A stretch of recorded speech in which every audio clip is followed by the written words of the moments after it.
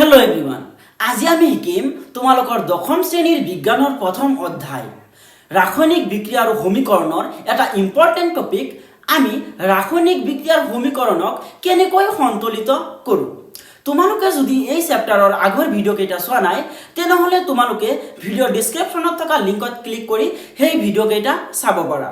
আজি আমি কি শিকিম যে কোনো এটা ৰাসায়নিক বিক্ৰিয়াৰ সমীকৰণক কেনেকৈ আমি সন্তুলিত কৰো এতিয়া সন্তুলিত কৰাৰ আগতে আমি এটা বস্তু জানিব লাগিব কিয় ৰাসায়নিক বিক্ৰিয়াৰ সমীকৰণ এটাক আমি সন্তুলিত কৰো কিয় কাৰণ আমি সায়েন্স পঢ়ি আছো গতিকে প্ৰত্যেকটো টপিক পঢ়াৰ আগতে আমি জানিব লাগে যে কিয় এই বস্তুটো কৰা হয় সেইটো আমি মনত ৰাখিব লাগিব গতিকে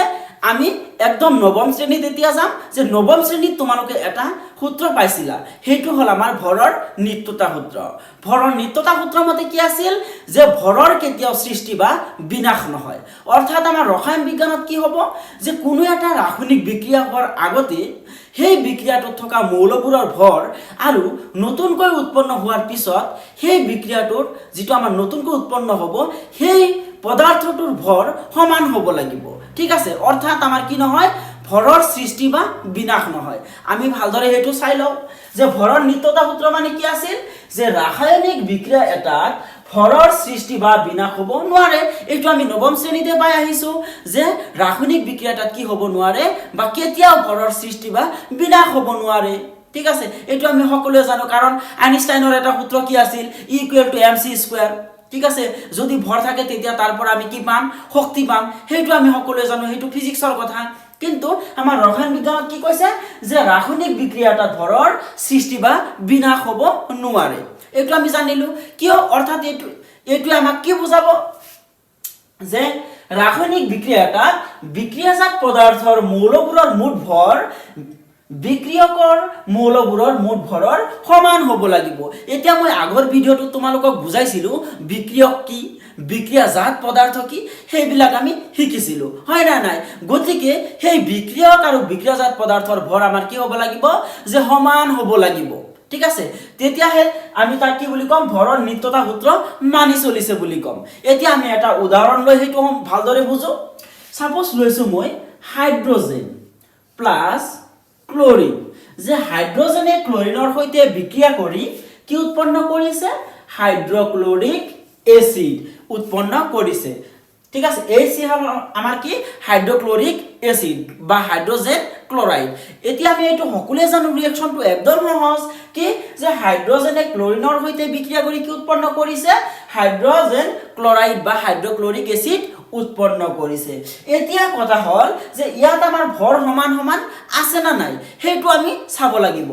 ইয়াত হাইড্ৰোজেনৰ তলত কিমান আছে যে 2 আছে গতিকে হাইড্ৰোজেন ইয়াত দুটা আছে ইয়াত ক্লোৰিন কেইটা আছে দুটা আছে ইয়াত হাইড্ৰোজেন কেইটা আছে এটা আছে ইয়াত ক্লোৰিন কেইটা আছে এটা আছে গতিকে সমান সমান তো নাই অৰ্থাৎ এইটো আমাৰ এটা কি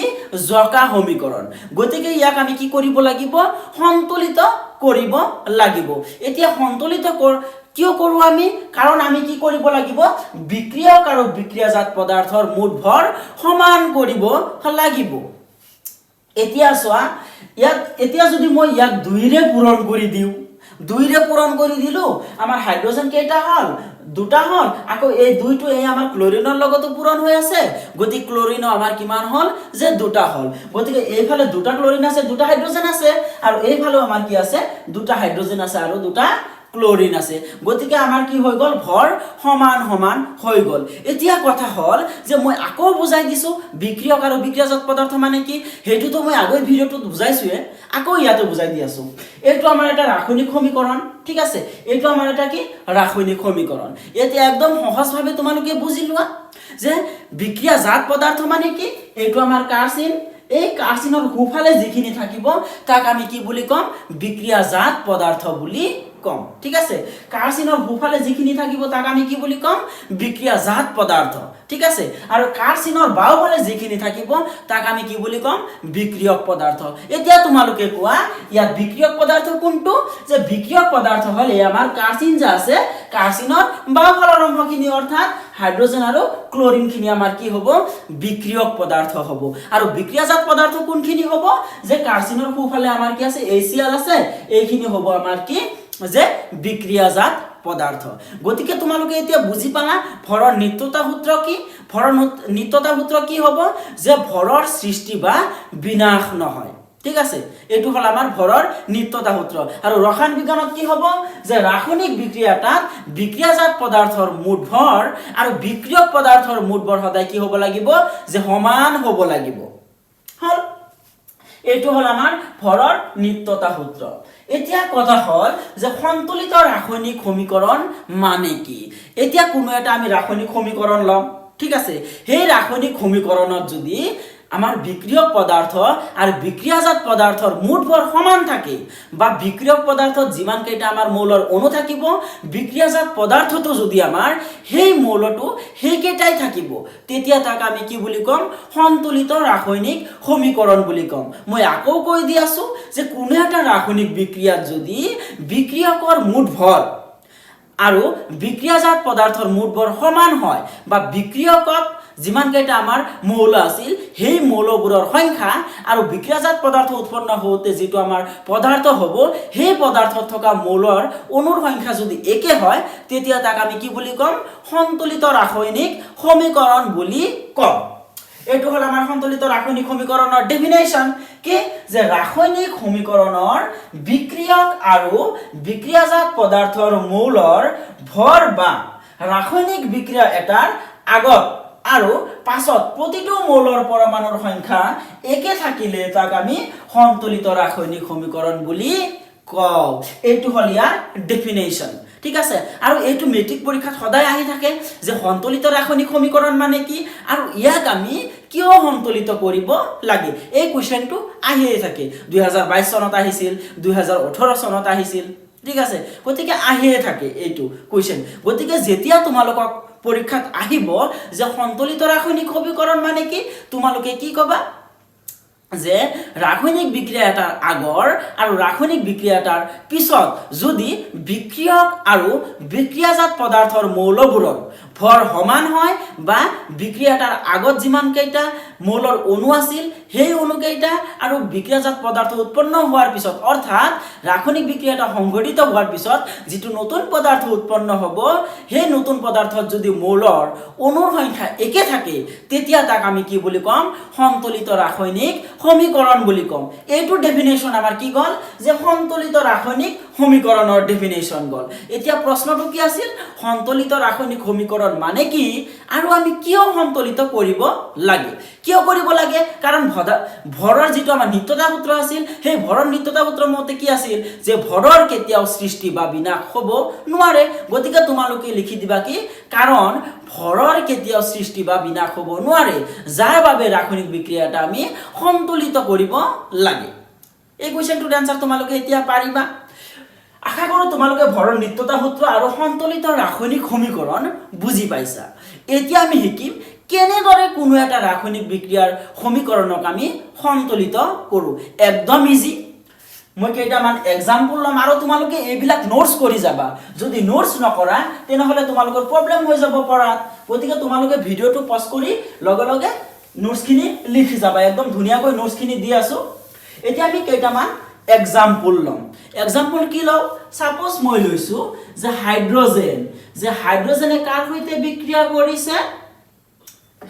যে অক্সিজেনৰ লগত বিক্ৰিয়া কৰিছে হাইড্ৰোজেনে যেতিয়া অক্সিজেনৰ লগত বিক্ৰিয়া কৰিব তেতিয়া উৎপন্ন হ'ব আমাৰ কি যে পানী অৰ্থাৎ হাইড্ৰোজেন ডাই অক্সাইড পানীৰ সংকেতটো আমি জানো H2O এইটো আমি সকলোৱে জানো এইটো এটা আমি উদাহৰণ ললো এতিয়া কেনেদৰে ৰাসায়নিক সমীকৰণ এটা সন্তুলিত কৰিব লাগে সেইটো শিকিম গতিকে ৰাসায়নিক সমীকৰণ এটা লাগিব এইটো আমাৰ এটা ৰাসায়নিক সমীকৰণ হৈ গল এতিয়া চোৱা ইয়াত আমাৰ কি আছে কিছু বস্তু কম আছে তোমালোকক শিকাইছিলো আগৰ ভিডিওটোত জকা সমীকৰণ কাক বোলে যদি কোনো এটা সমীকৰণক আমি সংকেত হিচাপে লিখো তেতিয়া তাক আমি কি বুলি কম জকা সমীকৰণ বুলি কম এতিয়া এইটো এটা আমাৰ জকা সমীকৰণ এইটো কিন্তু সন্তুলিত হোৱা নাই কিয় হোৱা নাই চোৱা সন্তুলিত ৰাসায়নিক সমীকৰণ মানে কি আছিল বিক্ৰিয়াৰ আগৰ যেটো আমাৰ মৌলবোৰৰ সংখ্যা ঠিক আছে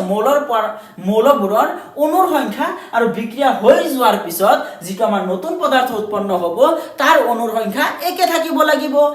ইহঁতৰ মাজত আমাৰ কি হৈছে বিক্ৰিয়া হৈছে আৰু এইটো আমাৰ এটা নতুন পদাৰ্থ উৎপন্ন হৈছে গতিকে ইহঁতৰ মৌলৰ অণুৰ সংখ্যা কি হ'ব লাগিব আমাৰ সমান হ'ব লাগিব বা ইহঁতৰ ভৰ আমাৰ সমান হ'ব লাগিব তেতিয়াহে আমি সেই সমীকৰণটোক কি বুলি ক'ম সন্তুলিত ৰাসায়নিক সমীকৰণ বুলি ক'ম এতিয়া চোৱা এইটো আমাৰ বিক্ৰিয়া হোৱাৰ আগত যে কাৰ মাজত বিক্ৰিয়া ঘটিছিল হাইড্ৰজেন আৰু অক্সিজেনৰ মাজত বিক্ৰিয়া ঘটিছিল এইটো আমাৰ বিক্ৰিয়া হোৱাই নাই এতিয়ালৈ মাত্ৰ মই কি দিছো ইয়াত হাইড্ৰজেন দিছো আৰু অক্সিজেন দিছো এতিয়া এইখিনি আমাৰ কি হৈ গ'ল যে আমাৰ বিক্ৰিয়ক হৈ গ'ল কাৰণ মই বুজাইছিলো এই কাৰ্চিন যেটো থাকিব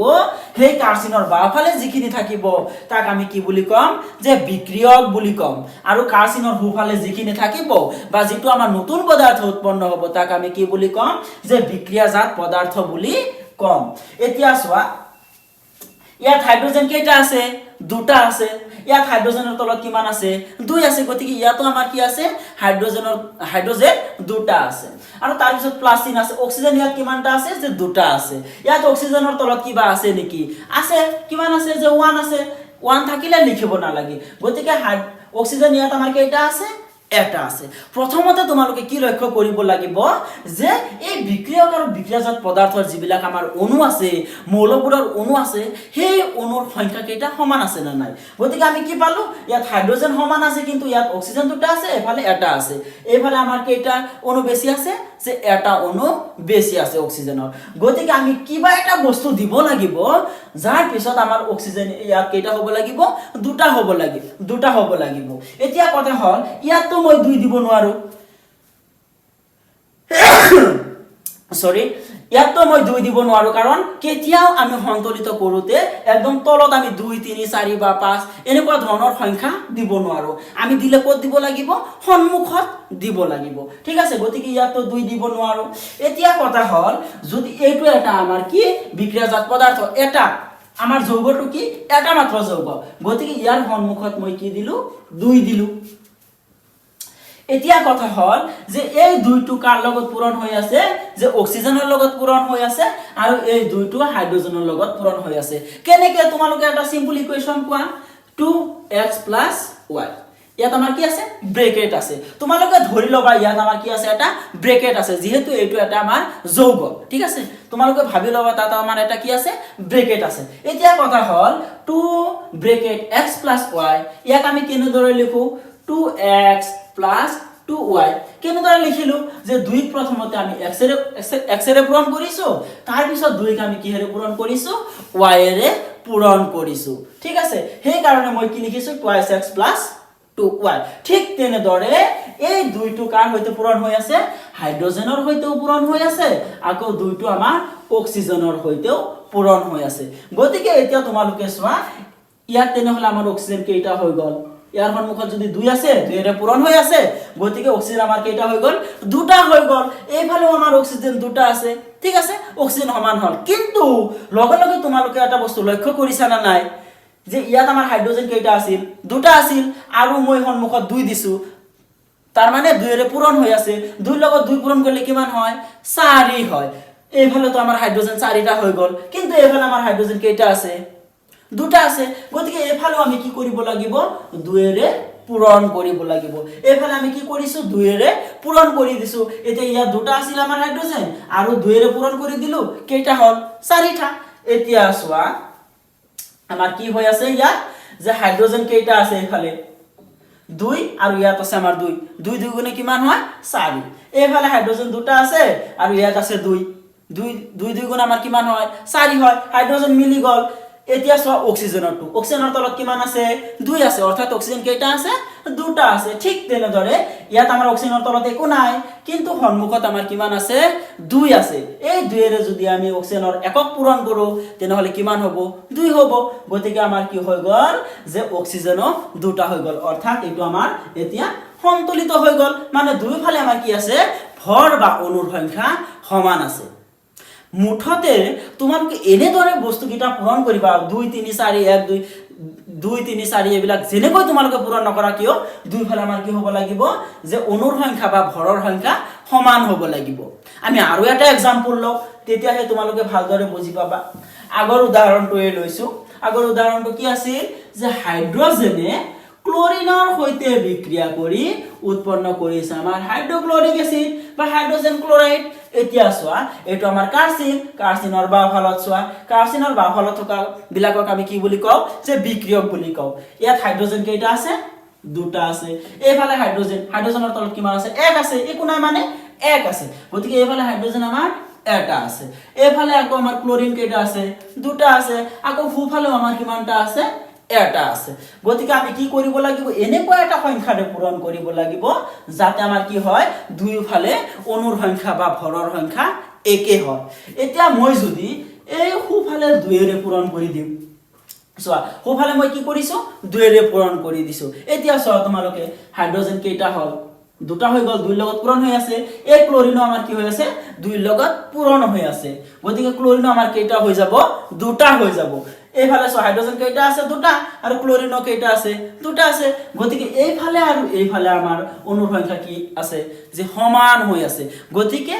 এইটোক আমি কি বুলি কম এটা সন্তুলিত ৰাসায়নিক সমীকৰণ বুলি কম আশা কৰো তোমালোকে আজি সন্তুলিত ৰাসায়নিক সমীকৰণ কেনেদৰে কৰিব লাগে হেতু তোমালোকে বুজি পালা এনেকুৱা ধৰণৰ কনসেপচুৱেল ভিডিও পাবলৈ আমাৰ চেনেলক সাবস্ক্ৰাইব কৰিবা আৰু যিমান পাৰা ভিডিওটো তোমালোকৰ বন্ধু বান্ধৱীলৈ শেয়াৰ কৰি দিবা